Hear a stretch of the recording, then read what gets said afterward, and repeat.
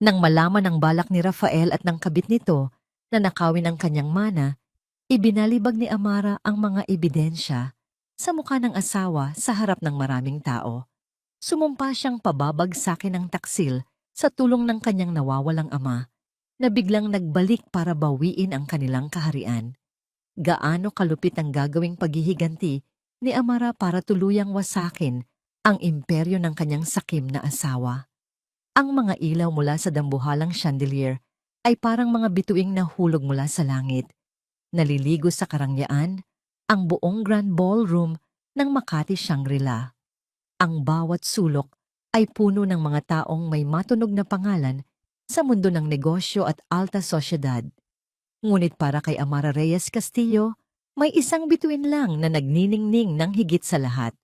Ang kanyang asawa, si Rafael Castillo. Nakatayo ito ngayon sa entablado. Sa ilalim ng spotlight, ang CEO ng Reyes Legacy Holdings. Gwapo, matikas, at may tinig na kayang-kayang paikutin ang mundo ng sino mang makarinig. Habang nagsasalita siya tungkol sa tagumpay ng kanilang taunang charity ball, hindi mapigilan ni Amara ang pag-apaw ng pagmamalaki sa kanyang dibdib. Iyan ang asawa ko, bulong niya sa sarili. Naalala niya ang sandali bago sila umalis ng bahay kanina. Inayos niya ang kurbata ni Rafael. Hinaplos ang makisig nitong dibdib na nababalot ng mamahaling tuksido. Ngumiti ito sa kanya, ang ngiting unang nagpatibok ng puso niya. 8 taon na ang nakalipas. "You are the most beautiful woman tonight, my love," sabi nito, at hinalikan siya sa noo. "Wala ako rito kung wala ka." Naniwala siya. Bawat salita. Palakpakan po natin ang babaeng nasa likod ng lahat ng tagumpay na ito, ang ilaw ng aking tahanan, ang aking pinakamamahal na asawa, Amara. Nagising si Amara mula sa kanyang pagmumuni-muni. Lahat ng mata ay nakatuon sa kanya. Ngumiti siya, isang ngiting sanay na siyang ibigay. Matamis, mahinhin, perpekto.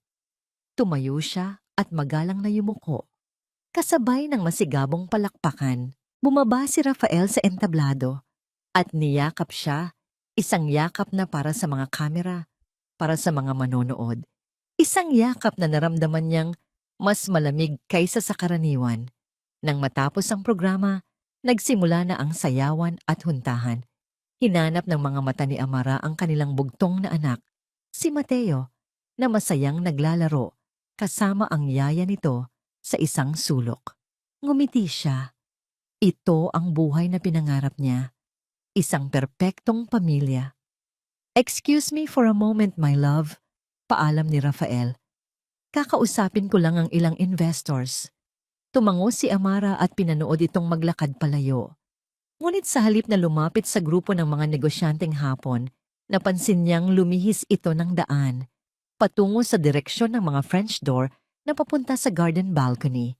Isang kakaibang kaba ang gumapang sa kanyang dibdib. Nagpasya siyang hanapin si Mateo para mawala ang kung anumang bumabagabag sa kanya. Habang naglalakad siya, napadaan siya sa isang grupo ng mga babaeng sosyalera, abala sa pagbubulungan. Hindi niya sinasadyang marinig. "Grabe talaga ang kapal ng mukha ng Katrina Santos na yan," sabi ng isa, si Doña Elvira, na may hawak na kopita ng champagne. "Imagine, showing up here? Kung ako si Amara, kinalbo ko na yan." "I heard Rafa bought her a condo unit in BGC, the same building where his bachelor's pad was." Sagot naman ng isa pa. Napatigil si Amara. Katrina Santos. Paulit-ulit na umalingaw-ngaw ang pangalan sa isip niya. Siya yung bagong marketing director, isang babaeng mabilis na umangat sa kumpanya. Isang babaeng palaging may dahilan para kausapin si Rafael ng pribado. "Well, ahas is an ahas," sabi ni Doña Elvira. At ang sabi-sabi, hindi lang posisyon sa kumpanya ang naakyat niya. Nag-angat sila ng tingin at nakita si Amara. Agad silang natahimik. Ang mga pekeng nangiti ay biglang sumilay sa kanilang mga labi. "Oh, Amara darling, you look stunning." Hindi sila pinansin ni Amara. Ang kanyang mga paa ay tila may sariling isip. Dinala siya patungo sa balcony kung saan niya nakitang pumasok si Rafael. Nanginginig ang kanyang mga kamay. Bawat hakbang ay parang isang suntok sa kanyang sikmura. At doon, sa ilalim ng liwanag ng buwan, nakita niya sila. Nakatayo si Katrina, ang kanyang pulang-pulang bestida ay tila apoy sa gitna ng dilim. At si Rafael, ang kanyang asawa, ay nakayakap dito mula sa likuran. Ang kanilang mga anino ay nagsasayaw na parang iisa. Hindi ito isang pag-uusap tungkol sa negosyo. Ito ay iba. Hinawakan ni Amara ang malamig na salamin ng pinto. Ang ingay ng party sa likod niya ay biglang naglaho. Ang maririnig na lang niya ay ang dagundong ng sarili niyang puso. Nakita niyang bumulong si Katrina at tumawa si Rafael. Isang tawang puno ng pagnanasa. Isang tawang hindi niya kailanman narinig na para sa kanya. At pagkatapos, hinarap ni Rafael si Katrina. Hinawakan ang mukha nito at hinalikan ito. Hindi ito isang simpleng halik. Iyon ay isang halik na puno ng pagkagutom, ng pag-aari, ng isang lihim na matagal nang itinatago. Gumuho ang mundo ni Amara. Ang hangin ay ninakaw mula sa kanyang mga baga. Napahawak siya sa kanyang bibig para pigilan ang isang hikbing gustong kumawala. 8 taon. 8 taon ng pagtitiwala, ng pagmamahal, ng pag-aalay ng buong buhay niya. Lahat ng yon ay naging isang malaking kasinungalingan sa isang iglap. Hindi niya namalayan, ang kanyang anak pala, si Mateo, ay nakasunod sa kanya. Sa pagka-inosente ng isang bata, hindi niya naiintindihan ang nakikita niya. Ang tanging alam niya ay nandoon ang kanyang ama. Daddy, masayang sigaw ni Mateo at tumakbo ito patungo sa salamin na pinto. Sinusubukang buksan ito. Doon lang sila napalingon. Gulat. Parang mga magnanakaw na nahuli sa akto. Agad na bumitaw si Rafael kay Katrina. Pero huli na ang lahat. Bago pa man makakilos si Amara, sa isang kilos na puno ng sama ng loob. At pagkainis, itinulak ni Katrina si Mateo palayo sa pinto. Hindi ito isang malakas na tulak, ngunit sapat na para mawalan ng balanse ang 5 taong gulang na bata. Mateo. Tumama ang likod ng ulo ni Mateo sa gilid ng isang malaking paso. Umiyak ito ng malakas, hindi lang dahil sa sakit, kundi dahil sa takot. Tumingin si Amara kay Rafael, naghihintay na kumilos ito, na tulungan ang sarili nilang anak, na pagalitan ang babaeng nanakit dito. Ngunit si Rafael ay nanatiling nakatayo, nakatingin lang. Ang kanyang mukha ay blanko, walang emosyon. Sa sandaling iyon, hindi lang ang puso ni Amara ang namatay. Ang pag-ibig, ang respeto, ang lahat ng natitira sa 8 taon nilang pagsasama ay naglaho na parang abo. Mabilis na tumakbo si Amara at niyakap ang kanyang umiiyak na anak. May dugo. May dugo sa ulo ni Mateo. Isang malamig na galit. Isang galit na hindi pa niya naramdaman kailanman. Ang umakyat mula sa kanyang talampakan hanggang sa kanyang ulo. Dahan-dahan siyang tumayo. Buhat-buhat si Mateo. Hinarap niya si Rafael, na ngayon ay may bahid na ng pag-aalala sa muka. Hindi para sa anak, kundi para sa sarili. Tapos na tayo, Rafael, sabi ni Amara. Ang kanyang boses ay hindi nanggagalaiti. Ito ay kalmado, malamig, at pinal. Tumalikod siya, hindi na lumingon pa. Naglakad siya palayo sa eksena ng kanyang pagkawasak. Mahigpit na yakap ang tanging yaman na may halaga pa sa kanya. Dinala niya si Mateo sa isang tahimik na pasilyo. Tinawag ang yaya para kumuha ng first aid kit. At habang ginagamot ang sugat ng anak, may isa lang siyang ginawa. Kinuha niya ang kanyang telepono. Nanginginig ang kanyang mga daliri habang pinipindot ang isang numerong matagal na niyang saulo, pero ngayon lang niya tatawagan. Isang beses lang itong nagring bago may sumagot. Walang bati. Isang katahimikan lang na naghihintay. Huminga ng malalim si Amara. Pinunasan ng isang takas na luha at tinitigan ang kanyang natutulog na anak sa kanyang kandungan. Ang pagiging isang ina ang nagbigay sa kanya ng lakas. At sa telepono, sa isang boses na kasing lamig ng yelo, bumulong siya. Activate Protocol Omega. I-freeze ang lahat ng assets ni Rafael Castillo. Tinatanggal ko na siya sa lahat ng posisyon niya. Ngayon din, ang halakhak ni Rafael Castillo ay umalingaw-ngaw sa loob ng marangyang penthouse ni Katrina Santos. Ang mamahaling whiskey ay dumadaloy na parang tubig at ang skyline ng Bonifacio Global City ay nagsilbing saksi sa kanilang pagbubunyi. Nakita mo ba ang mukha niya, Kat? Sabi ni Rafael habang nilalaro ang yelo sa kanyang baso. Parang nakakita ng multo. Tapos na tayo, Rafael. Dramatic as always. Ngumisi si Katrina. Lumapit ito at umupo sa kandungan ni Rafael. Ang katawan nitong balingkinitan ay parang ahas na pumupulupot. Hayaan mo na ang Santa Santita na yon, Rafa. She's weak. Ilang araw lang, iiyak yan at magmamakaawang bumalik ka. Hindi na. Ako na ang aayaw.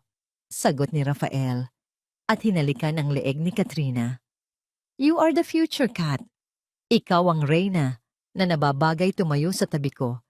Hindi ang isang babaeng ang alam lang ay mag-ayos ng bulaklak at magbasa ng libro. Para kay Rafael, ang nangyari sa party ay isang maliit na aberya lang. Isang theatrical na pagwawala mula sa isang asawang emosyonal. Oo, nagulat siya sa ginawa nitong pagtawag sa kung sino man. Pero ano ba ang magagawa ng isang amara? Isang babaeng isinuko sa kanya ang lahat. Ang tiwala, ang kapangyarihan, ang pangalan. Sa isip niya, si Amara ay isang magandang palamuti lang sa kanyang kaharian. At siya, si Rafael Castillo, ang hari. Siya ang nagpalago sa Reyes Legacy Holdings mula sa isang makalumang kumpanya tungo sa isang modernong imperyo. Siya ang utak, siya ang kapangyarihan. Cheers! Sabi ni Katrina, itinaas ang kanyang baso. To us, to our kingdom. To us, sagot ni Rafael at nagtagay sila. Ang lasa ng tagumpay ay matamis sa kanyang lalamunan. Kinaumagahan, nagising si Rafael na masakit ang ulo ngunit puno ng pagmamataas. Nagpaalam siya kay Katrina at dumiretso sa paborito niyang coffee shop sa labi ng gusali. One large Americano, black. Utos niya sa barista. Kaswal na inilabas ang kanyang exclusive black credit card. That'll be 220 pesos, sir. Ibinigay ni Rafael ang card. Ipinasok ito ng barista sa terminal. 1 segundo, 2, 3. Isang nakakairitang tunog ang bumasag sa katahimikan ng umaga. I'm sorry, sir. Declined po, sabi ng barista, halatang nahihiya. Kumunot ang noo ni Rafael. What? That's impossible. Try it again. Sinubukan ulit ng barista. Parehong tunog. Decline pa rin po, sir. Gusto niyo pong subukan ng ibang card? May halong inis na kumuha ng isa pang platinum card si Rafael mula sa kanyang wallet. Here. Ipinasok ulit ng babae. At muli, ang tunog ng pagkabigo. Sir, decline din po. This is ridiculous. Imbulalas ni Rafael, sapat na para mapatingin ang ilang customer. May problema yata sa sistema niyo. Sa isip niya, may kailangan siyang tawagan sa bangko para sisantihin. Naglabas na lang siya ng cash at padabog na kinuha ang kanyang kape. Pagdating niya sa harap ng makintab na tore ng Reyes Legacy Holdings, ang kanyang pagkayamot ay napalitan ng pamilyar na pakiramdam ng kapangyarihan. Ito ang kanyang teritoryo. Bawat empleyadong nakakasalubong niya ay bumabati. Good morning, Mr. Castillo. Ngunit pagtapak niya sa harap ng electronic gateway, hindi ito bumukas nang itap niya ang kanyang ID. Sinubukan niya ulit. Walang nangyari. Sir, excuse me po. Isang security guard, isang mukhang bago na hindi niya matandaan, ang humarang sa kanyang daraanan. What is the meaning of this? Bakit hindi gumagana ang pinto? Iritableng tanong ni Rafael. Pasensya na po, sir, sabi ng guard. Hindi makatingin ng diretso. May utos po kasi mula sa itaas. Hindi na po kayo authorized pumasok. Natawa si Rafael, isang tawang mapakla. Anong utos mula sa itaas? Ako ang nasa itaas. Don't you know who I am? Opo, sir. Pero mas mataas pa po sa inyo ang nag-utos. Sa puntong iyon, lumapit ang head of security, isang lalaking matagal nang naninilbihan sa pamilya Reyes. Mr. Castillo, pasensya na po talaga. We are under strict instructions. Instructions? From whom? From my wife? Halos pasigaw na tanong ni Rafael. This is absurd! This is my company! Sinubukan niyang itulak ang mga guard para makapasok, pero dalawa pa ang humarang sa kanya. Ang mga empleyado sa lobby ay napatigil. Ang mga bulungan ay nagsimula. Ang mga cellphone ay palihim na inilabas. Ang paghanga sa kanilang mga mata ay napalitan ng awa at pag-usisa. Ang hari ay pinipigilang makapasok sa sarili niyang palasyo. Mr. Castillo, pakiusap po. Huwag na po kayong gumawa ng eksena, sabi ng head of security. Kung gusto niyo po, sa labas na lang po natin pag-usapan. Ang salitang sa labas ay parang sampal sa mukha ni Rafael. Pinalabas siya. Itinaboy. Sa harap ng lahat, puno ng kahihiyan at nag-aalab na galit, lumabas si Rafael ng gusali. Ang malamig na salamin ng pinto ay nagsara sa kanyang likuran. Nanginginig sa galit, tinawagan niya ang kanyang abogado. Ramon, what the hell is happening? Hindi ako makapasok sa opisina ko. My credit cards are not working. Fix this! Sigaw niya sa telepono. May katahimikan sa kabilang linya bago sumagot si Ramon. Ang boses ay mabigat. Rafa, I received an email an hour ago galing sa trustee ng pamilya Reyes. Trustee? What trustee? Apparently, may secret trust fund si Don Ricardo na in-establish para kay Amara. Doon nakapaloob ang controlling shares ng kumpanya. 75% Rafa, at may provision ito na a-activate lang sa isang specific command mula kay Amara. Nanlamig si Rafael. Protocol Omega. Naalala niya ang ibinulong ng asawa niya. Yes, Protocol Omega. Kumpirma ni Ramon. Rafa, the order is ironclad. Your access to all corporate assets has been revoked. Your signing authority is frozen. Your position as CEO officially terminated. That's impossible, ganti ni Rafael. She can't do that. Hindi niya alam paano patakbuhin ang kumpanya. She knows nothing. The documents say she can, Rafa. The trust gives her absolute authority.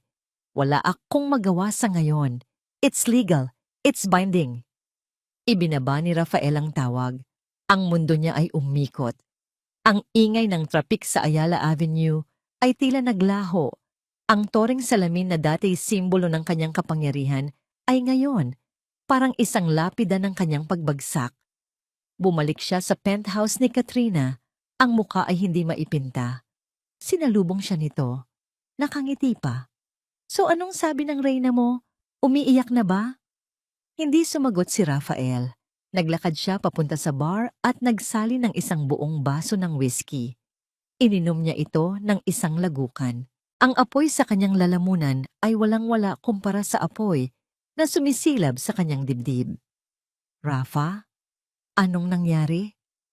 Tanong ni Katrina. Nararamdaman na ang tensyon. Ibinagsak ni Rafael ang baso sa sahig.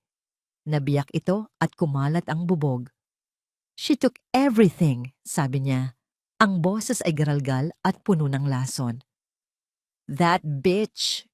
She took everything from me. Napasinghap si Katrina.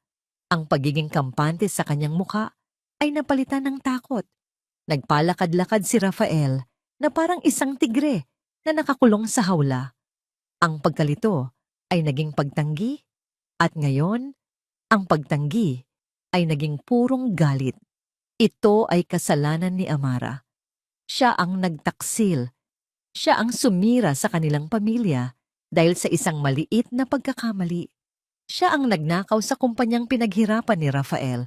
Sa isip niya, siya ang biktima. Humarap siya kay Katrina. Ang mga mata ay nanlilisik. Akala niya matatalo niya ako? Bulong niya. Ang bawat salita ay may bigat ng isang sumpang salita. Hindi niya ako kilala. Itinukod niya ang kanyang mga kamay sa bintana, nakatingin sa tore ng Reyes Legacy. Sisimulan ko siyang sirain. Pagsisisihan niyang kinalaban niya ako. Ang babaeng humarap sa salamin noong umagang yon ay hindi na ang Amara Reyes Castillo na kilala ng lahat. Wala na ang mga malalambot na bestidang kulay pastel. Ang buhok na laging nakalugay na parang alon. Ang ngiting laging handang umunawa. At magpatawad, ang babae sa salamin ay nakasuot ng isang charcoal gray power suit na tila baluti. Ang kanyang buhok ay maayos na nakatali sa isang mababang pusod. Bawat hibla ay nasa lugar. Ang kanyang makeup ay simple ngunit matapang. Sapat lang para bigyang diin ang determinasyon sa kanyang mga mata. Siya ay isang general na naghahanda para sa digmaan. Habang tinititigan niya ang kanyang refleksyon, ang sakit ng nakaraang gabi ay bumalik na parang isang matalim na punyal.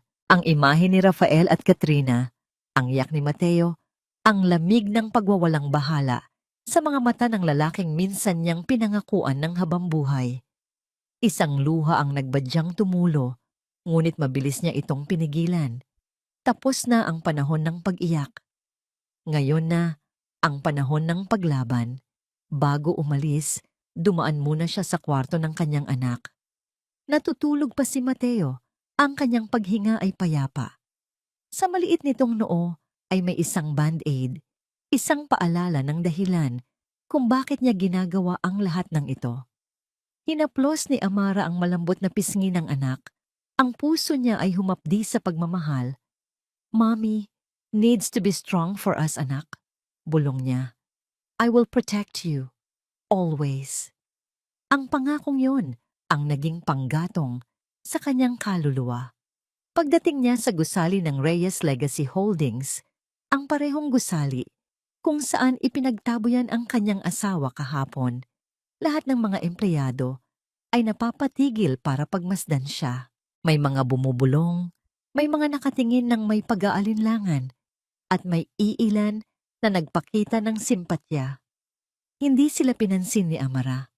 Ang kanyang mga mata ay nakatuon sa isang direksyon.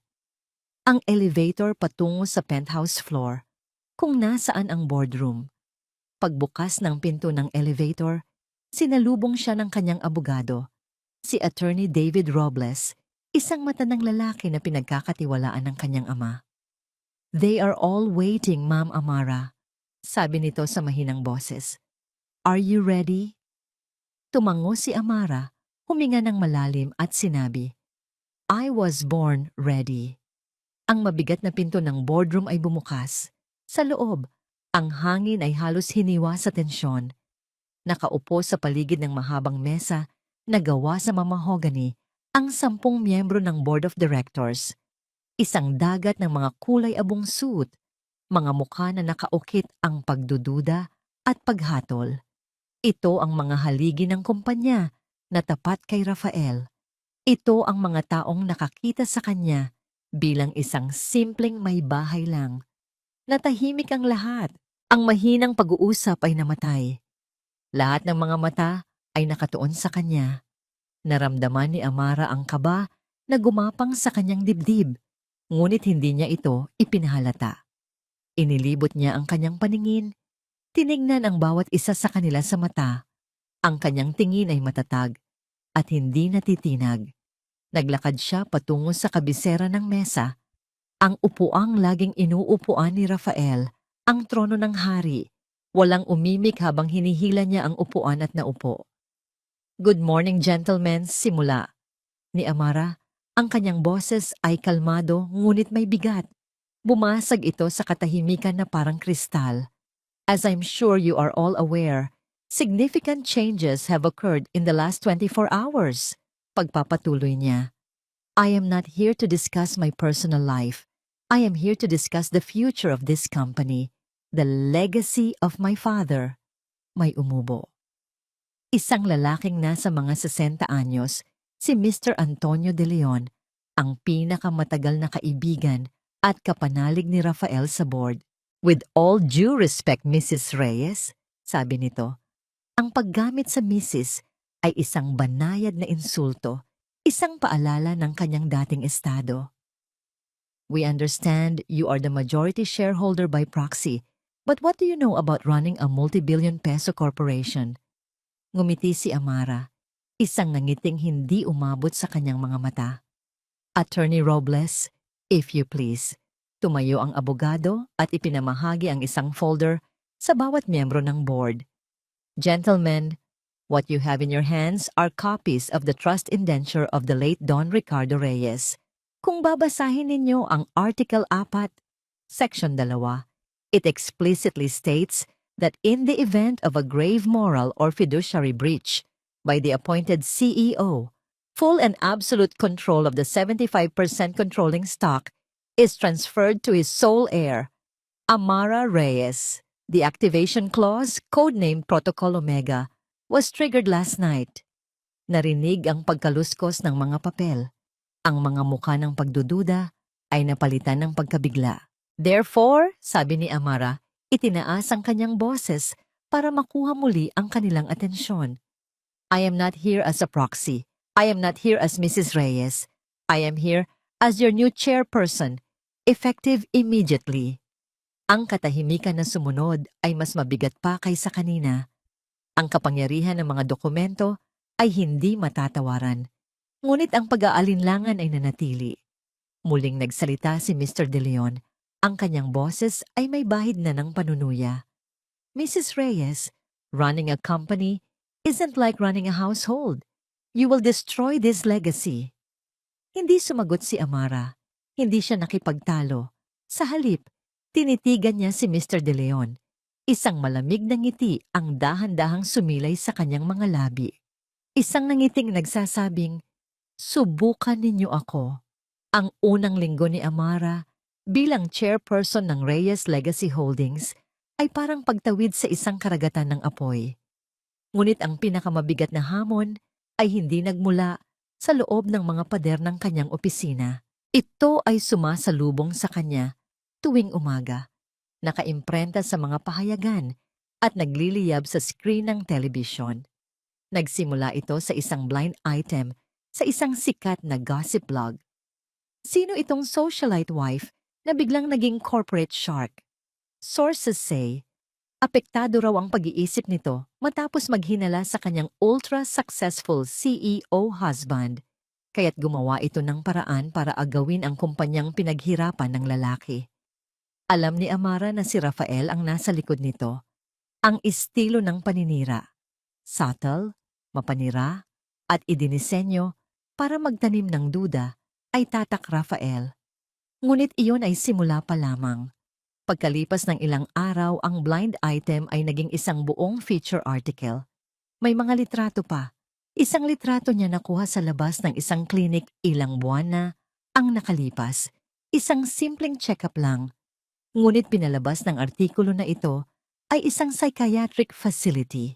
May mga panayam sa mga kaibigang malapit sa pamilya na nagsasabing si Amara ay palaging emotionally unstable at delusional. Nakaharap si Amara sa kanyang malaking monitor sa opisina. Binabasa ang mga kasinungalingan. Amara Castillo, ang desperadong may bahay o isang corporate genius? Tanong ng isang headline. Ganti ng asawa? Paano sinira ng isang selosang babae ang isang perpektong pamilya? Sigaw naman ng isa pa. Ang bawat salita ay parang bubog na tumutusok sa kanyang balat. Alam niyang hindi totoo. Ngunit ang sakit ay totoo. Ang kahihiya-hiyan ay totoo. Ang galit ay kumukulo sa kanyang dibdib. Pinalabas nila na siya ang kontrabida, na siya ang sumira sa lahat. Nang umagang yon, habang umiinom siya ng kape, ang team sa kanyang opisina ay nag-flash ng isang exclusive interview sa morning show. At doon, sa screen, nakaupo si Katrina Santos. Maganda, mukhang mahinhin at umiiyak. Hindi ko po sana gustong magsalita, sabi ni Katrina sa pagitan ng mga pekeng hikbi. Pero nasasaktan po ako para kay Rafa. I mean, Sir Rafael, He built that company from the ground up. He poured his heart and soul into it. At para lang mawala ang lahat dahil sa isang hindi pagkakaunawaan sa pamilya, it's just not fair. So anong masasabi mo sa mga akusasyon na may relasyon kayo ni Mr. Castillo? Tanong ng host. Umiling si Katrina. Pinupunasan ng isang luhang hindi naman talaga tumulo. Sir Rafael is my mentor. He's my boss. I look up to him. Ginagawan lang po nila kami ng kwento para sirain siya, para sirain ang pamilya niya.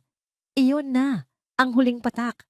Sa sobrang galit, ibinato ni Amara ang hawak niyang remote control sa pader. Sinungaling! Sigaw niya sa walang taong opisina. Mga sinungaling.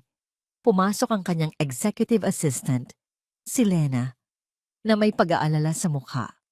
Mama Mara, okay lang po kayo? Ang team po mula sa public relations ay naghihintay na. Huminga ng malalim si Amara. Pinakalma ang sarili. Yes, Lena. Papasukin mo sila. Sa meeting, ang payo ng PR team ay iisa, manahimik. Huwag na po nating patulan ni ma'am. The more you engage, the bigger the issue becomes. Let it die a natural death. Die a natural death? Hindi makapaniwalang tanong ni Amara. They are calling me insane. They are destroying my name. At paano ang mga investors, ang mga stockholders? They are getting nervous because of this circus. We will release a formal statement, ma'am, reassuring them that the company is stable. Pero wag na po kayong magpa-interview. Hindi pumayag si Amara. Alam niya ang laro ni Rafael. Gagamitin nito ang katahimikan niya laban sa kanya. Ipapamukha nito na totoo ang mga akusasyon dahil hindi siya lumalaban. Kinagabihan, ang bigat ng mundo ay tila nasa kanyang mga balikat. Dinagdagan pa ito ng isang tawag mula sa isang unknown number. Nang sagutin niya, isang magaspang na boses ng lalaki ang narinig niya. Mag-ingat ka sa mga ginagawa mo, Mrs. Baka hindi lang kumpanya ang mawala sa'yo. At ibinaba ang telepono. Isang panginginig ang gumapang sa kanyang buong katawan. Ito ay isang banta. Ang pinakamasakit na bahagi ng araw ay ang pagsundo kay Mateo sa eskwelahan. Habang hinihintay niya ang anak, nakita niya ang ibang mga ina na nagbubulungan habang nakatingin sa kanya. Ang mga ngiting dati mainit at palakaibigan ay napalitan ng mga tinging mapanghusga. Para siyang isang salot na iniiwasan. Niyakap niya si Mateo nang mahigpit nang lumabas ito. Nais niyang protektahan ang anak mula sa maruming mundong ginagalawan niya. Pag-uwi sa bahay pagkatapos niyang patulugin si Mateo, nagtungo siya sa kanyang study. Tinitigan niya ang malaking litrato ng kanyang ama sa pader. Dad, what do I do? Bulong niya. Napagdesisyonan niya, hindi siya magtatago, hindi siya mananahimik, hindi siya ang Amara na kilala nila. Kinuha niya ang telepono at tinawagan ang head ng PR team. Marga, sabi niya, ang kanyang boses ay matatag at puno ng autoridad. Call a press conference tomorrow morning. I will face them. I will tell them the truth. Pero ma'am, it's too risky. Do it, putol ni Amara. Kinabukasan, humarap si Amara sa isang silid na puno ng mga reporter, mga kamera na kumikislap na parang kidlat. Ang hangin ay mabigat sa pag-aabang. Naupo siya sa gitna, mag-isa. Walang abogado, walang PR person sa tabi niya. Siya lang. Nagsimula ang mga tanong. Sunod-sunod, parang mga bala. Totoo po bang nagkaroon kayo ng nervous breakdown? Niloko niyo po ba si Mr. Castillo para makuha ang kumpanya? Ano pong masasabi niyo sa interview ni Miss Katrina Santos? Huminga ng malalim si Amara, hinintay na humupa ang ingay. At pagkatapos, nagsalita siya. Ang kanyang boses ay malinaw at matatag. Dinadala ng mikropono sa bawat sulok ng silid. My name is Amara Reyes, simula niya. Hindi Mrs. Castillo. I am the daughter of Ricardo Reyes, the founder of this company, and I am its new chairperson. Ang mga tanong tungkol sa aking personal na buhay ay hindi na mahalaga. Ang mahalaga ay ang katotohanan. Tinitigan niya sila. Ang kanyang mga mata ay parang apoy. But since you are all so curious, dagdag niya, at isang matapang na ngiti ang sumilay sa kanyang labi. At doon, isang matapang at tusong reporter mula sa isang maliit, ngunit respetadong news outlet ang nagtaas ng kamay. Kilala ito sa pagiging walang takot. Miss Reyes, sabi ng reporter, totoo po bang may problema kayo sa pag-iisip kaya nyo to ginagawa sa asawa nyo? Ang tanong ay direkta. Bastos, idinisenyo para sirain siya. Lahat ay natahimik, naghihintay sa kanyang sagot. Tumingin si Amara diretso sa kamera na para bang kinakausap niya ang bawat taong nanonood sa kanilang mga tahanan. Hindi siya kumurap, hindi siya nagpakita ng galit. Sa halip, isang nakakagulat na kalmado ang bumalot sa kanya. Ang press conference ay isang tagumpay. Ang kalmado at matapang na sagot ni Amara sa bastos na tanong. Ang tanging problema sa pag-iisip na nakikita ko ay ang pag-iisip na kaya ng isang babae na basta-basta na lang magtiis sa harap ng kawalang katarungan. Ay umani ng respeto. Pansamantalang nahinto ang pag-atake ng media. Ngunit alam ni Amara na ang digmaan ay hindi pa tapos.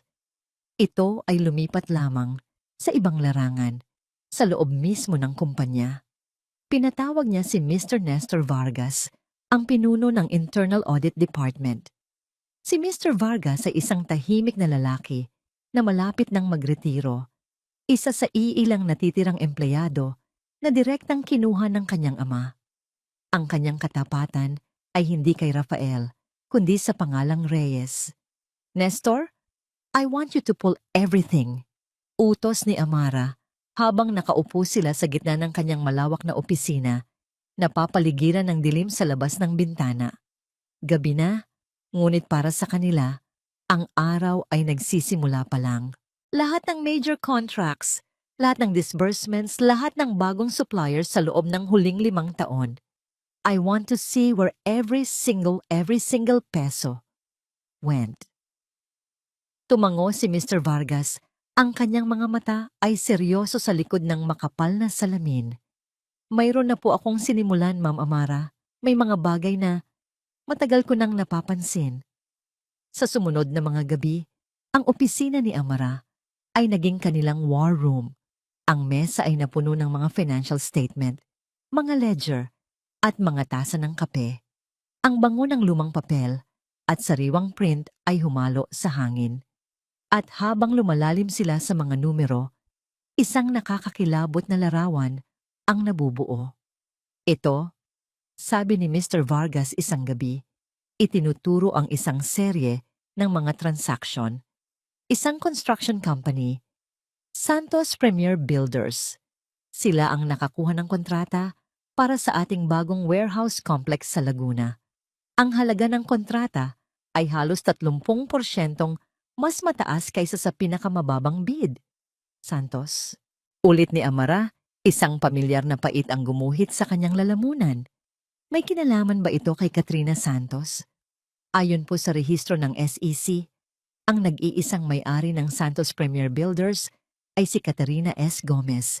Pero ang address ng negosyo, ito po ang address ng condo unit na ibinili ni Sir Rafael para sa kanya sa BGC. Napahawak si Amara sa kanyang sentido. Hindi lang ito simpleng pangangaliwa. Ito ay isang sindikato. Ginamit nila ang pera ng kumpanya, ang pera ng kanyang pamilya, para ponduhan ang kanilang relasyon at magpayaman. Magkano ang kabuuang halaga ng mga kontratang nakuha nila? Tanong ni Amara. Ang kanyang boses ay nanginginig sa pinipigilang galit. Sa loob po ng 2 taon, mahigit 800 milyong piso, ma'am. 800 milyon. Ang halaga ay napakalaki. Halos hindi kayang unawain. Napasandal si Amara sa kanyang upuan. Ang bigat ng pagtataksil ay tila dumagan sa kanyang dibdib. Ninanakawan siya ng hininga. Si Rafael, ang lalaking pinagkatiwalaan niya ng kanyang puso, ng kanyang buhay, ng pamana ng kanyang ama, ay isang magnanakaw. At hindi ito natapos doon. Natuklasan nila ang mga ghost employees sa payroll Mga mamahaling biyahe na nakalista bilang business trips, ngunit sa katotohanan ay mga bakasyon nila ni Katrina sa Europa at mga consultancy fee na binabayaran sa mga kumpanyang pag-aari ng mga kaibigan ni Rafael. Bawat dokumentong binubuklat nila ay isang bagong sampal, isang bagong patunay ng kabulukan, itinago sa ilalim ng perpektong imahe ni Rafael. Habang pinag-aaralan niya ang mga papeles, napansin ni Amara na marami sa mga ito ay may pirma ng hindi lang ni Rafael, kundi pati na rin ng ibang mga executive, kabilang na si Mr. De Leon. Ang mga anay ay hindi lang isa. Sila ay marami. Kumalat na sila sa buong kaharian. Isang gabi, habang nag-iisa na lang siya sa opisina, napatingin siya sa labas ng bintana. Ang mga ilaw ng Makati ay kumikinang sa ibaba, isang testamento sa kapangyarihan at ambisyon. Naramdaman niya ang matinding pag-iisa. Ang problemang hinaharap niya ay mas malaki kaysa sa inakala niya. Paano niya lalabanan ang isang sistemang binuo ni Rafael sa loob ng maraming taon? Paano niya malilinis ang isang bahay na puno na ng dumi? Ang pagod ay gumapang sa kanyang buong katawan. Pisikal, emosyonal. Naisip niyang sumuko na lang, ipagbili ang kanyang shares, kunin si Mateo, at lumayo sa lahat ng ito. Ngunit ang alaala ng mukha ni Mateo, ang tiwala sa mga mata nito, ang bumuhay muli sa kanyang determinasyon. Hindi siya susuko. This was her father's legacy. This was Mateo's future. Lalaban siya. Kinabukasan, habang nasa kalagitnaan sila ng pag-aaral ng mga dokumento, isang tawag ang bumasag sa kanilang konsentrasyon. Ito ay mula sa pangunahing bangko ng kumpanya. Si Amara ang sumagot. "Good morning, Miss Reyes. This is Robert Tan from Metro Allied Bank." Ang boses sa kabilang linya ay formal, ngunit may halong pag-aalala. "I'm calling regarding the 5 billion peso corporate loan under Reyes Legacy Holdings. It's set to mature in 2 days. We just wanted to confirm if you will be settling the full amount or if you're planning to apply for a restructuring." Natahimik si Amara.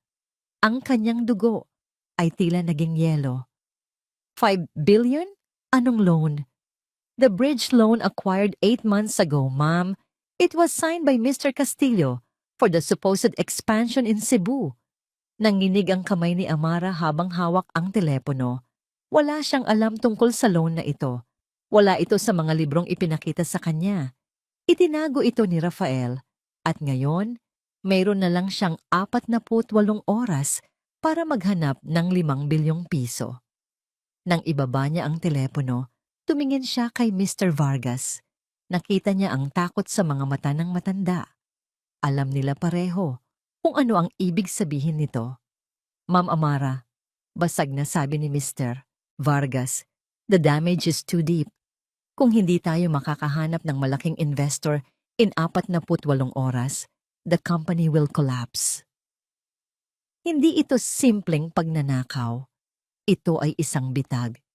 Isang time bomb na iniwan ni Rafael na katakdang sumabog at tuluyang magwasak sa lahat ng pinaghirapan ng kanyang ama. At si Amara ang nasa gitna ng pagsabog.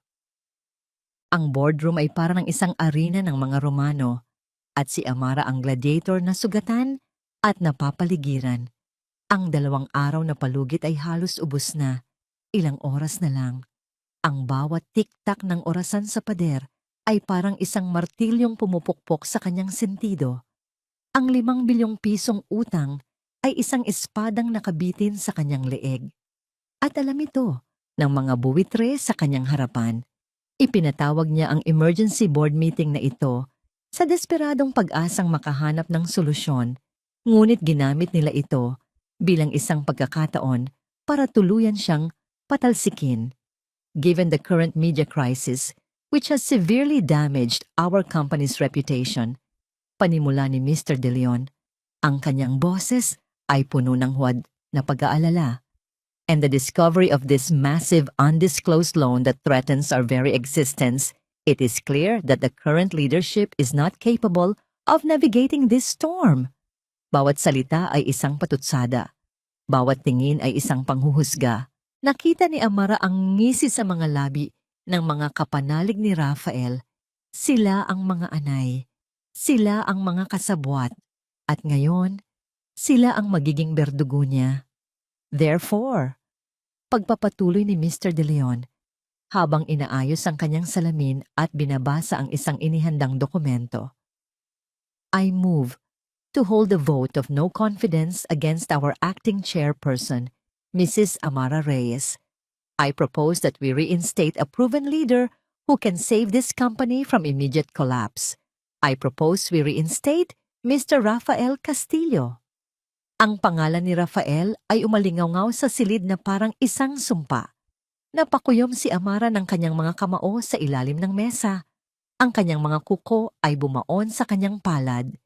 Ito ang kanilang plano mula sa simula. Ang utang ay ang bitag. At siya ay pumasok dito nang walang kamalay-malay. All those in favor of the motion, please raise your hands, sabi ni Mr. De Leon, itinaas ang kanyang kamay nang may pagmamalaki. Isa-isa, tumaas ang mga kamay.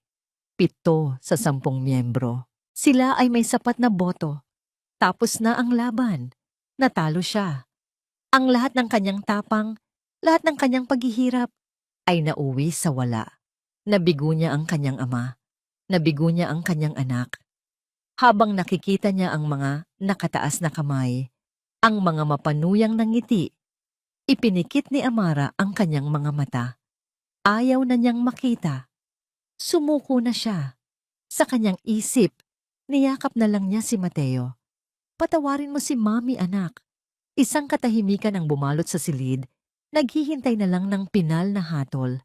Ngunit sa halip na ang boses ni Mr. De Leon, isang ibang tunog ang bumasag sa katahimikan. Kriyak! Ang mabigat na pinto ng boardroom, na laging nakasara tuwing may pulong, ay dahan-dahang bumukas. Lahat ng atensyon ay napunta roon. Ang mga nakataas na kamay ay bumaba. Ang mga ningisi ay naglaho. Isang kolektibong paghinga ang narinig sa buong silid. Sa pintuan, isang anino ang nabuo. Isang lalaki ang pumasok. Nakatayo ito ng tuwid. Ang kanyang tindig ay puno ng awtoridad na hindi kayang pekiin. Ang kanyang buhok ay mas maputi na ngayon at ang kanyang mukha ay may mga guhit na ng panahon. Ngunit ang kanyang mga mata, ay nanatiling pareho. Mga matang kayang tumingin sa kaluluwa ng isang tao. Mga matang puno ng talino at kapangyarihan. May mga napanganga. Ang pluma na hawak ni Mr. De Leon ay nahulog mula sa kanyang nanginginig na kamay at gumulong sa mesa. Ang kanyang mukha ay namutla na parang nakakita ng multo. Didon, Ricardo, nanginginig na bulong ng isa sa mga matatandang miyembro ng board. Sa pagkarinig ng pangalan, iminulat ni Amara ang kanyang mga mata. Ang kanyang puso ay biglang huminto sa pagtibok. Ang mundo ay tila tumigil sa pag-ikot. Ang lalaking nakatayo sa may pinto. Ang lalaking pinaniniwalaan niyang 5 taon nang nilamon ng dagat sa isang aaksidente sa yate. Ang lalaking iniyakan niya gabi-gabi. Ang kanyang ama, buhay, nakatayo, nakatingin sa kanya. Isang matamis ngunit malungkot na ngiti ang sumilay sa mga labi ni Don Ricardo Reyes. Tumingin ito diretso sa mga mata ng kanyang nag-iisang anak. Nilagpasan ang lahat ng mga gulat na muka sa silid. Pasensya na, anak, sabi nito. Ang kanyang boses ay mas malalim na ngayon. Ngunit ito pa rin ang boses na nagpapakalma sa kanya noong bata pa siya. Kung natagalan ako. Samantala, sa isang malayong penthouse, si Rafael Castillo ay nakatayo sa harap ng bintana. May hawak na telepono sa kanyang tainga. Sa kabilang linya ay si Mr. De Leon na mayroong maliit na listening device na nagpapadala ng audio mula sa boardroom. Nakangisi si Rafael habang nakikinig sa pagbagsak ni Amara. I move to hold a vote of no confidence. Narinig niya ang boses ni De Leon. Yes, it's over. All those in favor. Mas lumapad ang nangisi ni Rafael Nagtagumpay siya, ngunit bigla siyang nakarinig ng isang kakaibang tunog, ang pagbukas ng pinto, ang katahimikan, at pagkatapos, isang pangalan. Didon. Ricardo? Naniga si Rafael. Ang nangisi sa kanyang labi ay naglaho. At pagkatapos, isang boses mula sa nakaraan. Isang boses na hinding-hindi niya malilimutan. Ang boses ng taong nagbigay sa kanya ng lahat. At ang boses ng taong kinatatakutan niya ng higit sa sinuman. Pasensya na anak, kung natagalan ako. Ang telepono ay nahulog mula sa nanginginig na kamay ni Rafael. Bumagsak ito sa marmol na sahig. Ang screen ay nabasag. Ang kanyang mukha ay wala ng kulay. Ang hari na nag-aabang sa kanyang muling pagkorona ay biglang nakaharap sa multo ng tunay na hari. Walang sino man sa boardroom ang gumalaw. Walang nangahas na huminga. Sila ay parang mga estatwa, nakatitig sa buhay na alamat na naglakad papasok sa kanilang mundo. Nilagpasan ni Don Ricardo Reyes ang mga tulalang miyembro ng board na para bang sila ay hangin lamang. Ang kanyang mga mata ay nakatuon lamang kay Amara, na nananatiling nakaupo, hindi makapaniwala. Ang mga luha ay nagsisimula nang mamuo sa kanyang mga mata. Papa? Ang salita ay halos isang pabulong na hangin, puno ng 5 taon ng pangungulila, sakit, at ngayon, isang pag-asang hindi niya akalaing mararamdaman muli. Tumayo si Don Ricardo sa tabi ng kanyang anak. Dahan-dahan niyang inilagay ang kanyang kamay sa balikat nito. Ang paghaplos ay totoo. Ang init ay totoo. Hindi ito panaginip. Humarap siya sa mga miyembro ng board at sa isang iglap. Ang banayad na ekspresyon sa kanyang mukha ay napalitan ng bakal. Mukhang may naistorbo akong botohan, sabi niya. Ang kanyang boses ay kalmado, ngunit may bigat na kayang dumurog ng bundok. Mr. De Leon, maaari mo bang ipaliwanag kung ano ang nangyayari sa aking kumpanya? Namilog ang mga mata ni Antonio De Leon. Ang kulay ay hindi pa bumabalik sa kanyang mukha.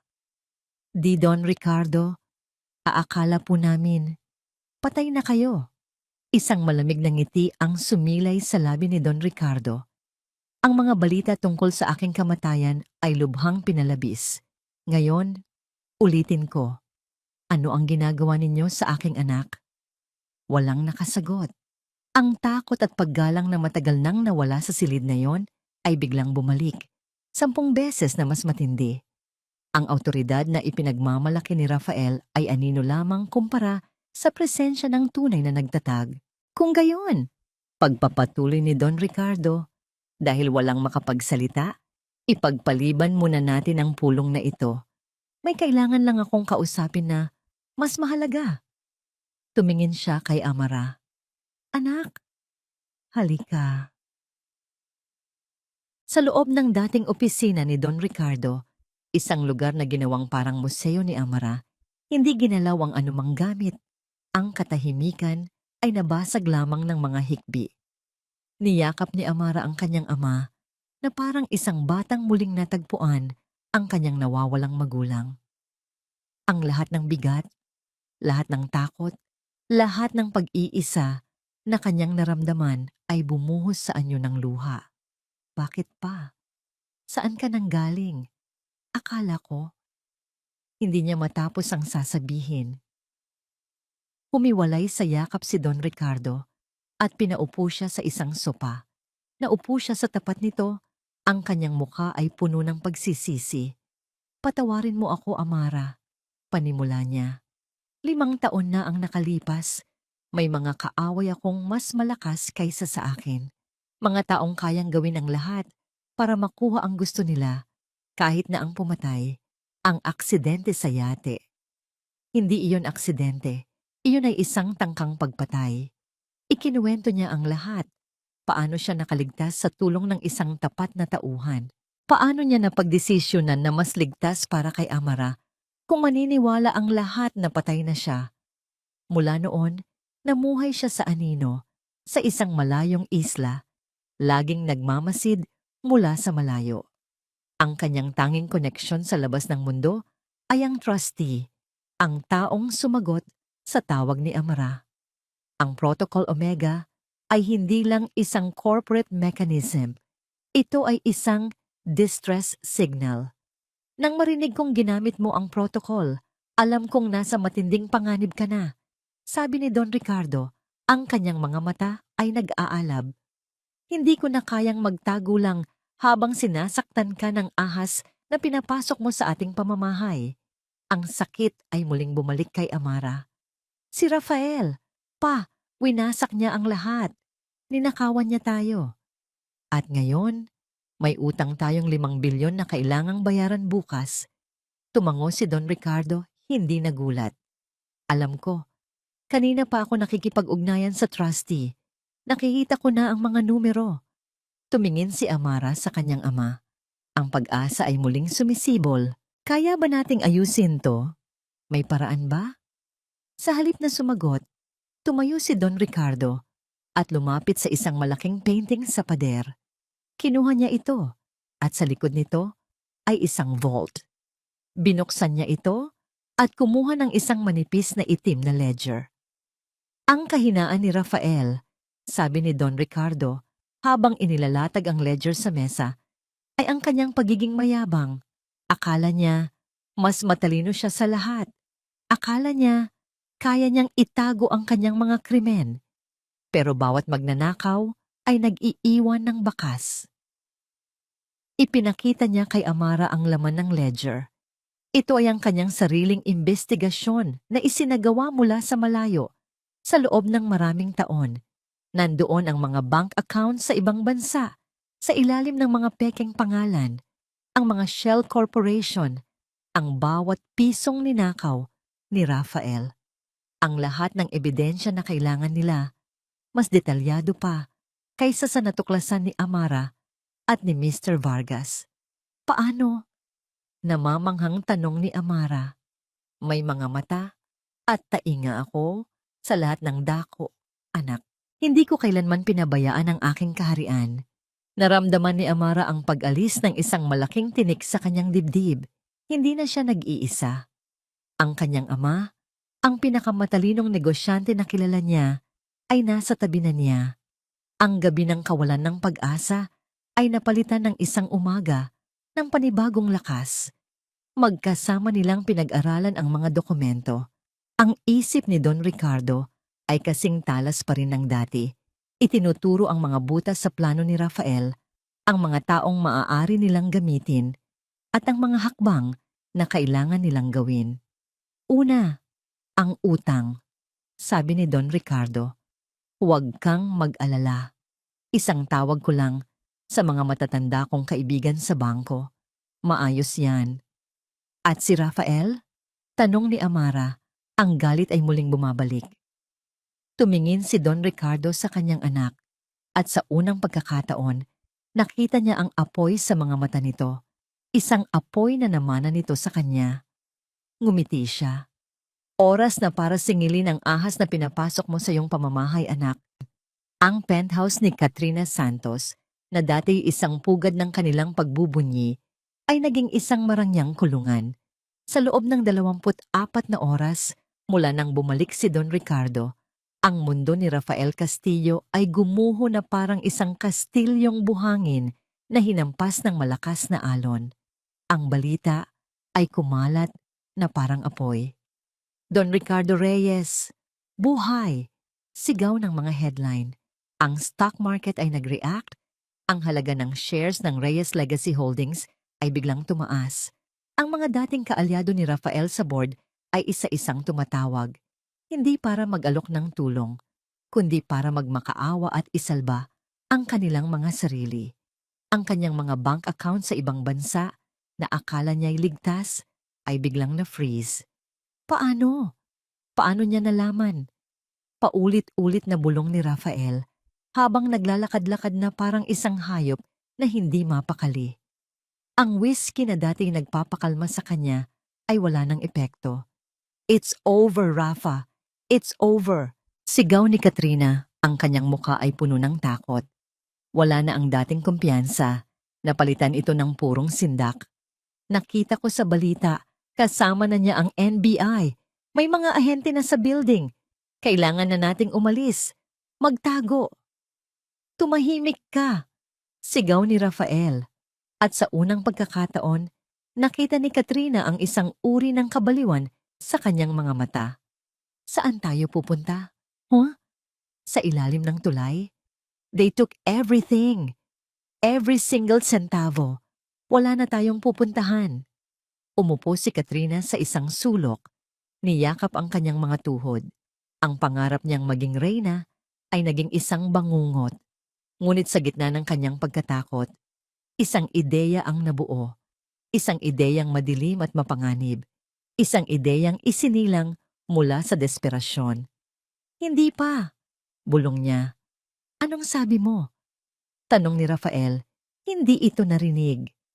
Sabi ko, hindi pa tapos ang laban. Sabi ni Katrina, dahan-dahang tumatayo. May bagong kislap sa kanyang mga mata. Isang kislap ng kasamaan. Mayroon pa silang isang kahinaan, Rafa. Isa lang. Isang bagay na mas mahalaga pa kaysa sa lahat ng pera at kapangyarihan sa mundo. Hindi agad naintindihan ni Rafael. Ang kanyang isip ay masyadong abala sa mga numero at batas. Lumapit si Katrina sa kanya. Hinawakan nito ang kanyang mukha.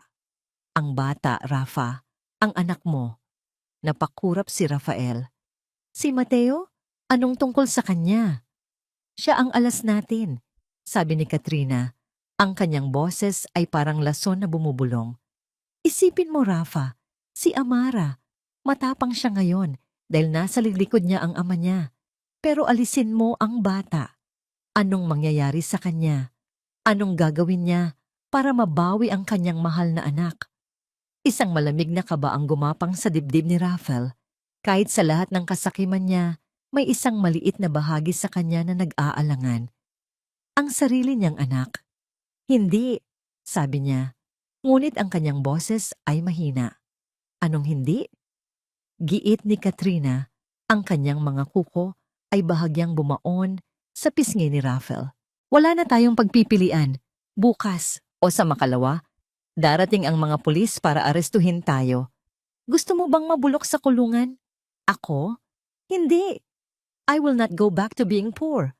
I will not lose. Ang mga salita ni Katrina ay tumagos sa takot ni Rafael. Ang imahe ng isang malamig at madilim na selda ay biglang lumitaw sa kanyang isip. Ang kahihiyan, ang pagkawala ng lahat. Tama si Katrina. Wala na silang ibang paraan. Sa loob ng sumunod na ilang oras, ang kanilang takot ay naging isang detalyadong plano. Alam nila ang schedule ni Mateo. Alam nila kung saang parke ito dinala ng yaya tuwing hapon. Tumawag si Rafael sa isa sa kanyang mga dating security detail. Isang taong may utang na loob sa kanya at may mga koneksyon sa underworld. 2 tao lang ang kailangan. Walang dapat masaktan. Isang simpleng pagkuha lang habang ginagawa nila ang plano. Isang maliit na imahe ang sumagi sa isip ni Rafael. Ang mukha ni Mateo noong gabi ng party, tumatawag sa kanya. Daddy! May isang maliit na tinig sa kanyang kalooban na sumisigaw, huwag. Ngunit ang tinig ng kasakiman at takot ay mas malakas. Ang pagnanais na manalo, napatunayan na siya pa rin ang may kontrol, ang nanaig. Kailangan niyang maibalik ang lahat. At kung si Mateo ang presyo, handa siyang bayaran ito. Sigurado ka ba rito? Tanong niya kay Katrina. Isang huling paghahanap ng pag-aalinlangan. Inabot ni Katrina sa kanya ang isang burner phone, isang malinis na SIM card na nakapasok na. Ang kanyang mukha ay walang emosyon, parang isang manika na gawa sa porselana. Gamitin mo to para tawagan siya, sabi ni Katrina. Ang kanyang boses ay malamig. Kapag nakuha na natin ang bata, tatawagan mo si Amra. At sisiguraduhin mong maririnig niya ang iyak ng anak niya. Sa puntong yon, Rafa, luluhod siya sa harap natin. Ibibigay niya ang lahat. Kinuha ni Rafael ang telepono. Ang bigat nito sa kanyang kamay ay parang bigat ng isang hatol. Ang kanyang huling hibla ng konsensya ay naputol na. Ang desperadong hakbang ay gagawin na. Ang liwanag ay bumalik sa mundo ni Amara Reyes. Sa tulong ng kanyang ama, ang 5 bilyong pisong utang ay naayos sa loob lamang ng ilang oras. Ang mga kasong kriminal laban kay Rafael at sa kanyang mga kasabwat ay inihahanda na. Ang kumpanya ay unti-unti nang bumabangon mula sa abo. Sa kauna-unahang pagkakataon, sa loob ng maraming linggo, nakaramdam siya ng pag-asa. Nasa gitna sila ng isang pagpupulong ni Don Ricardo at ng legal team, pinaplansa ang mga huling detalye ng kanilang kaso. Tumatayo na muli ang reyna, mas matatag, mas matalino, at may hari sa kanyang likuran. Sa mga ebidensyang ito, sabi ni Attorney Robles, habang itinuturo ang itim na ledger ni Don Ricardo, sigurado na ang conviction, hindi na sila makakatakas. Ngumiti si Amara. Ang bigat sa kanyang dibdib ay halos naglaho na. Malapit na. Malapit na siyang makalaya sa bangungot na ito. Malapit nang maging ligtas ang kinabukasan ng kanyang anak. Sa gitna ng kanilang pag-uusap, biglang nag-vibrate ang kanyang telepono sa ibabaw ng mesa. Isang unknown number. Karaniwan, hindi niya ito sasagutin. Ngunit isang malamig na kaba ang biglang gumapang sa kanyang likuran. Isang masamang kutob. "Excuse me," sabi niya sa mga kasama. Tumayo siya at lumayo ng kaunti para sagutin ang tawag. "Hello?" Katahimikan. Tanging isang garalgal na paghinga ang maririnig mula sa kabilang linya. "Hello? Who is this?" Ulit ni Amara, may bahid na ng inis sa kanyang boses. At pagkatapos, isang boses ang nagsalita. Isang boses na minsan niyang minahal, ngunit ngayon ay kinasusuklaman niya ng higit sa anuman. "Kamusta, mahal ko?" sabi ni Rafael Castillo. Ang kanyang boses ay may halong panunuya at isang kakaibang tensyon. Nanigas si Amara. Ang pag-asa na naramdaman niya kanina ay biglang naglaho, napalitan ng yelo. "Rafael, anong kailangan mo? How dare you call me?" "Oh, may kailangan lang akong ibalik sa'yo. Isang bagay na nawawala mo yata," sabi nito.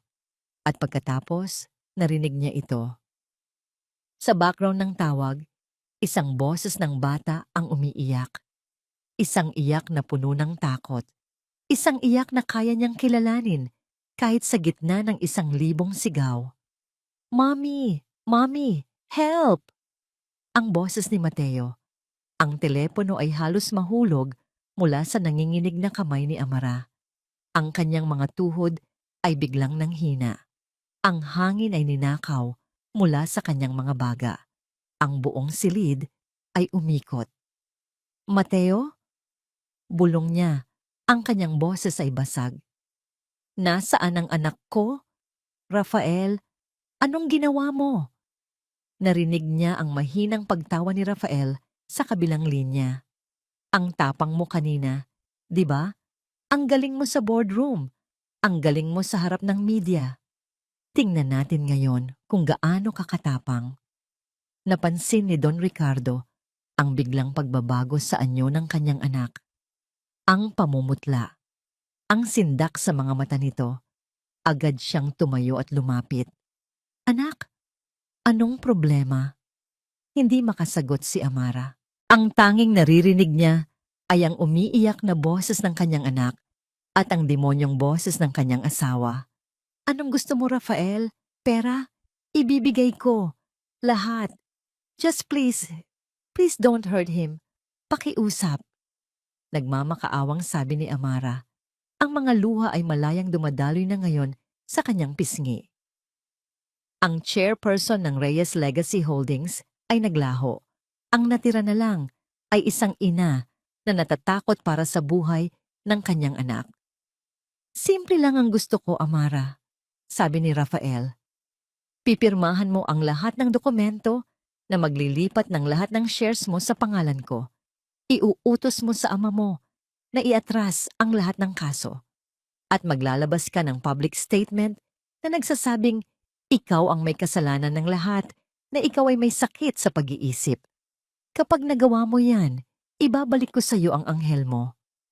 Ang bawat salita ay isang suntok. Gusto niyang kunin ang lahat, Gusto niyang sirain hindi lang ang kanyang kayamanan, kundi pati na rin ang kanyang pagkatao.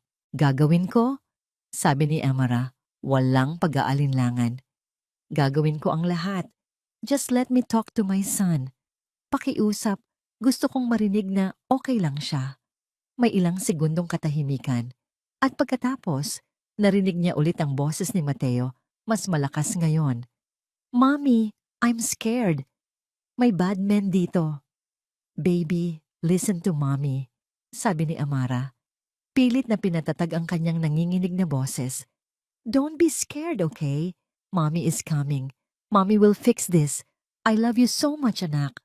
Ang tawag ay biglang naputol. Hello, Rafael? Hello? Sigaw ni Amara sa patay na linya. Nabitawan niya ang telepono. Bumagsak ito sa makapal na karpet. At kasunod nito, bumagsak din siya. Napaluhod si Amara sa sahig. Ang kanyang katawan ay nanginginig sa isang hikbing hindi mapigilan. Lahat ay nawala. Ang kanyang lakas, ang kanyang mga plano, ang kanyang paghihiganti. Lahat ng iyon ay walang kwenta. Isang laro lang pala. At ang premyo ay ang buhay ng kanyang anak. Niyakap siya ni Don Ricardo. Sa unang pagkakataon, nakita ng matanda ang kanyang matapang na anak na ganap na wasak. Ang kanyang mga mata ay nag-aalab sa isang galit na mas matindi pa kaysa sa salitang puot. Sinaktan nila ang kanyang apo. Sinaktan nila ang kanyang pamilya. Isang pagkakamaling pagsisisihan nila habang buhay. Ngunit sa sandaling iyon, tanging ang nag-aapoy na sakit ng isang ina ang naroon. Tumingala si Amara sa kanyang ama. Ang kanyang muka ay basang-basa ng luha. Ang kanyang mga mata ay puno ng desperasyon. Pakiusap, huwag niyong saktan ang anak ko. Hikbi niya. Gagawin ko ang lahat. Lahat. Ang amoy ng alikabok at kalawang ay nangingibabaw sa hangin. Isang abandonadong bodega sa isang madilim na eskinita sa Tondo ang napili ni Rafael bilang tagpuan. Isang lugar na malayo sa kinang ng Makati. Isang lugar na akma sa dumi ng kanilang transaksyon. Ito ang kanyang huling entablado. Sa loob, naghihintay si Rafael at Katrina. Si Mateo ay tahimik na nakaupo sa isang sulok. Binabantayan ng dalawang lalaking mukhang sanggano. Ang takot sa mga mata ng bata ay napalitan na ng pagod. Sa tabi ni Rafael ay isang maliit na mesa kung saan nakalatag ang mga dokumento na maglilipat ng buong imperyo ng Reyes sa kanyang mga kamay. Malapit na siya, sabi ni Rafael, habang tinitingnan ang oras sa kanyang Rolex. Ang kaba at pananabik ay naghahalo sa kanyang dibdib. Ang huling hakbang na lang. Siguraduhin mong walang palpak, Rafa, sabi ni Katrina. Ang kanyang boses ay nanginginig. Pagkatapos nito, diretso na tayo sa airport. May private jet nang naghihintay. Relax, mayabang na sabi ni Rafael. Nasa palad ko na siya. Isang ina. Gagawin ang lahat para sa kanyang anak. Iyan ang kahinaan nila. Sa labas, isang itim na SUV ang huminto sa dilim. Ilang kanto ang layo mula sa bodega. Sa loob, si Amara ay nakaupo sa passenger seat. Ang kanyang mukha ay parang isang maskara na gawa sa bato.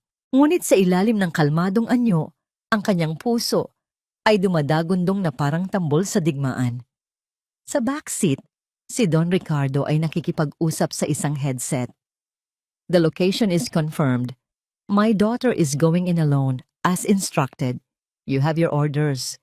Move in only on my signal. Do not fail. Humarap si Don Ricardo sa kanyang anak. Hinawakan niya ang kamay nito. Ito ay malamig na parang yelo. Amara, handa ka na ba? Tumingin si Amara sa kanyang ama at sa kanyang mga mata. Nakita ni Don Ricardo hindi ang takot, kundi ang isang determinasyong kayang magpatumba ng pader. Ipinanganak po akong handa para rito, Papa. Huwag kang mag-alala, sabi ng matanda. Ang tawag na yon, sinadya kong pahabain para matrace ng mga tauhan ko. Bawat galaw nila, minomonitor na natin. Ito ay hindi isang pagsuko. Ito ay isang patibong. Tumango si Amara. Bumaba siya ng sasakyan. Dala-dala ang isang itim na briefcase na naglalaman ng mga dokumento. Naglakad siya mag-isa patungo sa bodega. Bawat hakbang ay mabigat ngunit tiyak. Ang takot ay nandoon pa rin. Ngunit tinabunan na ito ng galit ng isang inang leona na handang bawiin ang kanyang anak. Nang bumukas ang malaking pinto ng bodega, ang ilaw mula sa iisang bombilya, sa gitna ang sumalubong sa kanya. Nakita niya si Rafael at Katrina, nakangisi na parang mga demonyo. At sa isang sulok, nakita niya si Mateo. "Mami!" Sigaw ng bata.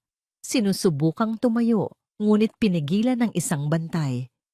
Isang matinding sakit ang humiwa sa puso ni Amara. "Mateo, don't worry baby. I'm here." Humarap siya kay Rafael. "Nandito na ako. Pakawalan mo na ang anak ko." Tumawa si Rafael. "Not so fast. Ang papeles muna."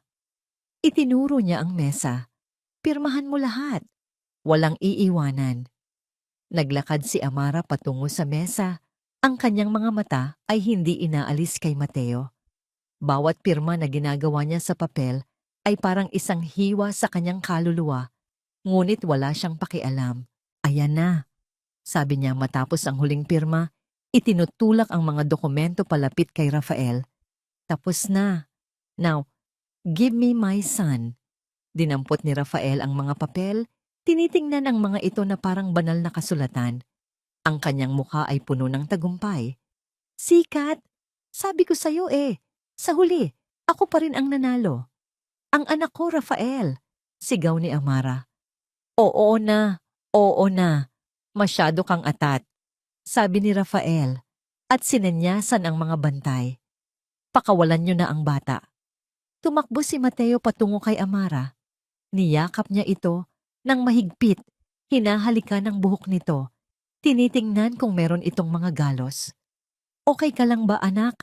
Sinaktan ka ba nila?" Umiling si Mateo, humahagulgol sa dibdib ng kanyang ina. Habang magkayakap sila, tumingin si Amara sa ibabaw ng ulo ng kanyang anak. Tumingin siya diretso kay Rafael, na abala pa ring hinahangaan ang kanyang tagumpay. Ang mga luha sa mata ni Amara ay natuyo. Ang takot sa kanyang mukha ay naglaho. Napalitan ito ng isang malamig at mapanuyang ngiti. "Alam mo, Rafael," sabi ni Amara, ang kanyang boses ay malinaw at matatag. "May isang bagay na itinuro sa akin ang aking ama." Napatigil si Rafael sa pagtingin sa mga papel at kumunot ang noo. "At ano yon?" "The last laugh," sabi ni Amara, habang dahan-dahang gumagalaw papunta sa gilid, papalayo sa linya ng apoy, "is always mine." Sa sandaling iyon, ang buong bodega ay biglang nagliwanag. Ang mga malalaking pinto sa harap at likod ay sabay-sabay na bumukas ng may malakas na kalabog. Mga anino ng mga armadong lalaki, mga laser sight na kulay pula na tumututok sa dibdib ni Rafael at ng kanyang mga tauhan, ang biglang lumitaw. "NBI, don't move!" Isang sigaw ang umalingaw-ngaw. Nabitawan ni Rafael ang mga dokumento. Napanganga si Katrina. Ang dalawang bantay ay agad na nagtaas ng kamay. Huli na ang lahat. Mabilis na kumilos ang mga ahente. Pinusasan si Rafael at ang kanyang mga tauhan. Sa gitna ng kaguluhan, si Amara ay nanatiling nakatayo. Mahigpit na yakap si Mateo. Pinoprotektahan ito mula sa tanawin. Habang kinakaladkad si Rafael palabas, dumaan siya sa harap ni Amara. Ang kanyang mukha ay hindi maipinta. Isang halo ng pagkabigla, galit at ganap na pagkatalo. "Paano?" Bulong niya. Hindi sumagot si Amara. Tinitigan niya lang ito. Ang kanyang mga mata ay walang emosyon. Sa kabilang dako, si Katrina ay nagwawala habang pinupusasan. "Hindi pa to tapos, Amara. Tandaan mo yan. Hindi pa to tapos." Sigaw niya. Ang kanyang magandang mukha ay nabaluktot sa puot. Ngunit hindi na siya pinansin ni Amara. Ang mahalaga lang ay ang batang humahagulgol sa kanyang mga bisig.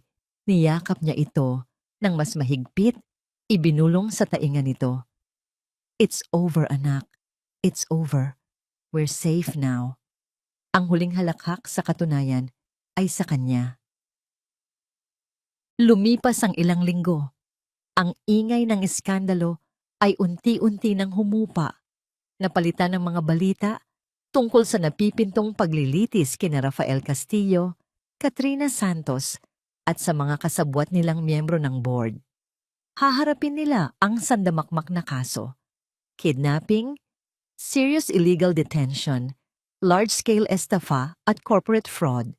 Ang bigat ng batas, sa tulong ng impluwensya ni Don Ricardo, ay tuluyang babagsak sa kanila. Ang kanilang kinabukasan ay sigurado na. Sa likod ng malamig na rehas. Sa Reyes Legacy Holdings, nagsimula na ang malawakang paglilinis. Muling umupo si Amara sa kanyang trono, hindi na bilang isang nag-aalinlangang tagapagmana, kundi bilang isang leader na sinubok ng apoy. Sa kanyang tabi, bilang chairman emeritus at pangunahing tagapayo, ay ang kanyang ama. Sa isang malaking town hall meeting, hinarap ni Amara ang lahat ng empleyado ng kumpanya. Wala ng press. Sila-sila lang. Nakatayo siya sa entablado. Hindi na nakapaloob sa isang matigas na power suit, kundi sa isang eleganteng puting bestida na sumisimbolo sa isang bagong simula. Alam kong marami sa inyo ang naguluhan at natakot sa mga nangyari nitong mga nakaraang linggo. Panimula niya, ang kanyang boses ay malinaw at puno ng sinseridad. Ang kumpanyang ito ay dumaan sa isang matinding pagsubok. Ang tiwalang ibinigay natin ay nasira. Ang pundasyon nito ay nayanig. Naglibot ang kanyang mga mata sa dagat ng mga mukha sa kanyang harapan. Nakita niya ang pag-aalala, ngunit nakita rin niya ang pag-asa. Ngunit narito tayo ngayon, nakatayo pa rin. At nangangako ako sa inyo, sa pamana ng aking ama, na muli nating itatayo ang Reyes Legacy. Itatayo natin ito hindi sa mga kasinungalingan at kasakiman, kundi sa integridad, katapatan, at malasakit. This is day 1, ang simula ng isang bago at mas matatag na kabanata para sa ating lahat. Isang masigabong palakpakan ang umalingaw-ngaw sa buong bulwagan. Sa unang pagkakataon, naramdaman ni Amara ang tunay na suporta ng mga tao. Hindi na siya ang asawa ng CEO. Siya na si Ma'am Amara, ang kanilang leader, ang kanilang reyna. Ngunit ang tunay na paghilom ay hindi nangyari sa loob ng opisina. Ito ay nangyari sa mga tahimik na sandali, sa labas ng mundo ng korporasyon. Isang hapon, dinala niya si Mateo sa paborito nilang parke. Walang yaya, sila lang dalawa. Habang tinutulak niya ang kanyang anak sa duyan, ang tawa ni Mateo ay parang musika sa kanyang pandinig. Ang trauma ng kidnapping ay unti-unti nang naglalaho. Salamat sa tulong ng isang child psychologist at sa walang sawang pagmamahal. "Higher, Mommy! Higher!" Masayang sigaw ng bata. "Okay, baby! Hold on tight!" Sagot ni Amara, ang isang tunay at magaan na ngiti ay sumilay sa kanyang mga labi. Habang pinagmamasdan niya ang kanyang anak, na malayang lumilipad sa hangin, bumalik sa kanya ang lahat. Ang sakit, ang takot, ang galit. Ngunit ngayon, ang mga ito ay hindi na kasing talim ng dati. Ang mga sugat ay nag-uumpisa ng maghilom, nag-iiwan ng mga pilat na magsisilbing paalala ng kanyang katatagan. Pag-uwi nila, habang pinapatulog niya si Mateo, niyakap siya nito ng mahigpit. "Mommy?" Bulong ng bata. "Yes, anak. You're my hero." Ang tatlong salitang yon ay mas matimbang pa kaysa sa lahat ng tagumpay sa negosyo. Hinalikan ni Amara ang noo ng kanyang anak at isang luha ng pasasalamat ang tumulo mula sa kanyang mga mata. Ito ang kanyang tunay na tagumpay. Ito ang kanyang tunay na legacy. Nang gabing iyon, nagtungo siya sa kanyang opisina sa bahay. Sa ibabaw ng kanyang mesa ay isang sulat na may selyo mula sa City Jail. Isang sulat mula kay Rafael. Tinitigan niya ito ng matagal. May isang bahagi sa kanya na gustong malaman kung ano ang sasabihin nito. Kung hihingi ba ito ng tawad o kung isusumpa siya nito. Ngunit natanto niya na hindi na mahalaga. Kinuha niya ang hindi pa nabubuksang sulat, nilamukos ito sa kanyang kamay, at itinapon sa basurahan. Ang nakaraan ay nasa nakaraan na. Ang koneksyon nila ay tuluyan ng naputol. Naglakad siya patungo sa balkonahe. Ang malamig na hangin ng gabi ay humaplos sa kanyang mukha. Tumingin siya sa malawak na kalangitan na puno ng mga bituin at sa ibaba, ang mga ilaw ng Makati na parang mga alitaptap. Huminga siya ng malalim, isang hininga ng kalayaan. Dumating ang kanyang ama sa kanyang likuran, may dalang 2 tasa ng mainit na tsa. Isang salapi para sa iyong mga iniisip, sabi ni Don Ricardo. Ngumiti si Amara. Iniisip ko lang po kung gaano kabilis magbago ang lahat. Ganyan talaga ang buhay, anak. Parang gulong. Ang mahalaga ay kung paano ka babangon kapag nasa ilalim ka. Tumingin ito sa kanya ng may pagmamalaki. At ikaw, bumangon ka na parang isang phoenix. Ininom nila ang kanilang tsaa sa tahimik na pagsasama. Handa ka na ba talagang pamunuan to ng mag-isa? Tanong ni Don Ricardo, ang kanyang boses ay seryoso. Humarap si Amara sa kanyang ama. Ang pag-aalinlangan na dati laging nasa kanyang mga mata ay wala na. Sa halip, napalitan ito ng isang tahimik na kumpiyansa, isang kapayapaang nagmumula sa loob. Ngumiti siya, isang ngiting buo at totoo. 6 na buwan ang lumipas. Ang hangin sa loob ng boardroom ng Reyes Legacy Holdings ay ibang-iba na. Ang tensyon ay napalitan ng respeto. Ang pagdududa ay napalitan ng paghanga. Sa kabisera ng mesa nakaupo si Amara Reyes, hindi na Reyes Castillo. Pinamumunuan niya ang pulong ng may kumpiyansang hindi na kailangang ipagsigawan. Bawat salita niya ay may bigat, bawat desisyon niya ay may talino. Ang kumpanya, sa ilalim ng kanyang pamumuno, ay hindi lang nakabangon. Ito ay lumago ng higit pa sa inaasahan. Si Don Ricardo ay dumadalo na lamang sa mga pulong bilang isang tahimik na tagamasid, isang aninong puno ng pagmamalaki sa kanyang mga mata. Ang pamana ay naipasa na at ito ay nasa mabuting mga kamay. Pagkatapos ng pulong, sa halip na umuwi kaagad, nagmaneho si Amara patungo sa isang pamilyar na lugar, isang sementeryo na may tanawin ng lunti ang mga burol. Naglakad siya patungo sa isang puntod na gawa sa puting marmol kung saan nakaukit ang pangalan ng kanyang ina. Naglagay siya ng isang pumpon ng mga puting rosas sa paanan nito. "Hi, Ma!" bulong niya habang hinahaplos ang malamig na bato. "Pasensya na kung ngayon lang ulit ako nakadalaw. Naging magulo po ang lahat." Umupo siya sa damuhan. Dito, sa harap ng kanyang ina, wala siyang tinatago. Ikinuwento niya ang lahat. Ang pagtataksil, ang sakit, ang paglaban, ang pagbabalik ni Papa, ang tagumpay.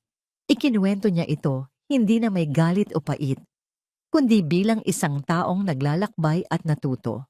"Alam mo, Ma," sabi niya habang nakatingin sa malayo, "dati, akala ko ang kaligayahan ay nasa isang perpektong pamilya, isang mapagmahal na asawa.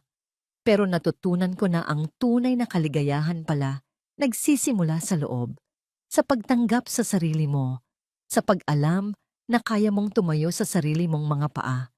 Isang payapang namong ngiti ang sumilay sa kanyang mga labi. "Okay na po ako, Ma. Mas okay pa kaysa dati." At si Mateo, lumalaki siyang isang mabuting bata. Kinahapunan, tinupad niya ang pangako sa kanyang anak. Sinundo niya ito ng maaga mula sa eskwela at dinala sa parke. Ang hiyawan at tawanan lang nila ang maririnig habang naghahabulan sila sa damuhan, naglalaro ng taguan sa likod ng mga puno. Walang mga bodyguard na nakabantay sa malayo, walang anino ng takot. Sila ay isang ordinaryong mag-ina lamang, ninanamnam ang isang ordinaryong hapon. Habang nakaupo sila sa isang bench at kumakain ng ice cream, biglang niyakap ni Mateo ang kanyang ina. "I love you, Mommy," sabi nito. Ang kanyang muka ay puno ng tsokolte. I love you more than all the stars in the sky, my love. Sagot ni Amara. Niyakap ito pabalik. Sa sandaling iyon, naramdaman niya ang isang kaligayahang purong-puro at walang kapantay. Ito ang kanyang mundo. Ito ang kanyang lahat. Sa paglubog ng araw, habang pauwi na sila, nakita niya ang isang newsstand. Sa front page ng isang tabloid, may isang maliit na larawan. Si Rafael, kuha mula sa kanyang paglilitis. Mas payat, mukhang mas matanda. Ang dating yabang ay napalitan ng kawalan ng pag-asa. Siya at si Katrina ay parehong hinatulan ng habambuhay na pagkabilanggo. Tinitigan ito ni Amara sandali. Walang galit, walang saya, walang anuman. Sila ay mga multo na lamang mula sa isang nakaraang buhay. Itinuon niya ang kanyang pansin pabalik sa kalsada, pabalik sa kanyang kinabukasan. Ang huling eksena ay hindi sa isang magarbong opisina o sa isang marangyang pagdiriwang. Ito ay sa balkonahe ng kanyang tahanan, sa pag-aagaw ng dilim at liwanag. Nakatayo si Amara, nakatingin sa paglubog ng araw.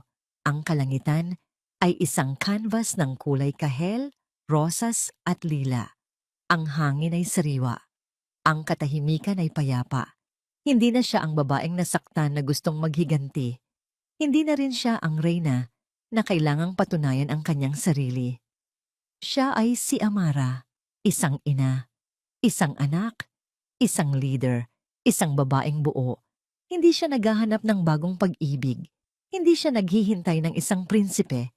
Dahil sa wakas, natagpuan niya na ang taong bubuo sa kanya, ang sarili niya. Ngumiti siya, isang ngiting para sa sarili niya lamang.